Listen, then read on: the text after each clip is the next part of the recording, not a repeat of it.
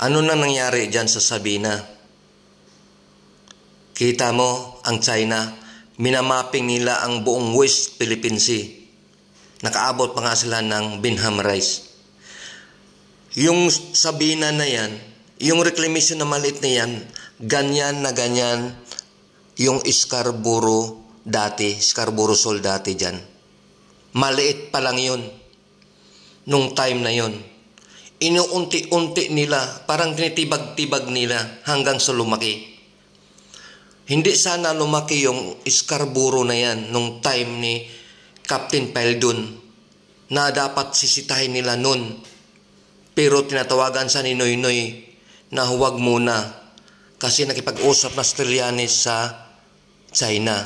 Pagkatapos ng pag-usap ni Trillanes sa China mga ilang buwan, ilang taon, ayun na ang nangyari.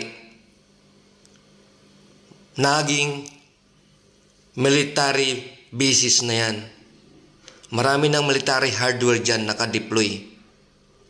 Ano kayang pinag-usapan? Yun ang hindi ko alam.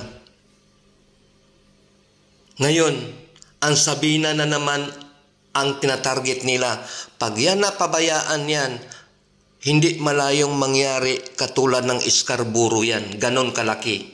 Kung gaano man kalaki ang Scarborough, baka mas malaki pa yan dyan. Itatambak nila yan dyan. Kaya sana huwag nating pabayaan at huwag nating iwala sa ating paningin ng mga yan.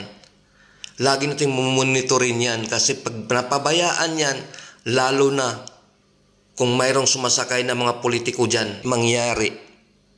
Magiging Scarborough yan, kalaki. Baka mas malaki pa yan dyan. Ang nangyari dyan sa West Philippine Sea, sobra.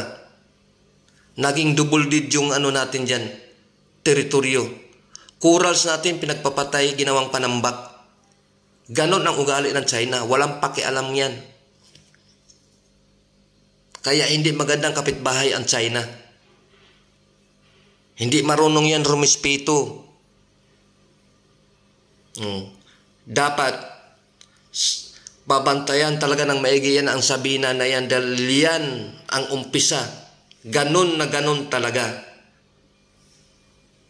ang nangyari dyan sa Scarborough. Yung China na yan, walang pakialam yan. Sana kung dito sa ating territories na pumapasok at mayroon naman talo gating sa sunod na rules of the sea dapat i-implement natin pag pumasok sila sa loob ng exclusive economic zone natin. Kung pwede na siyang hulihin na yan.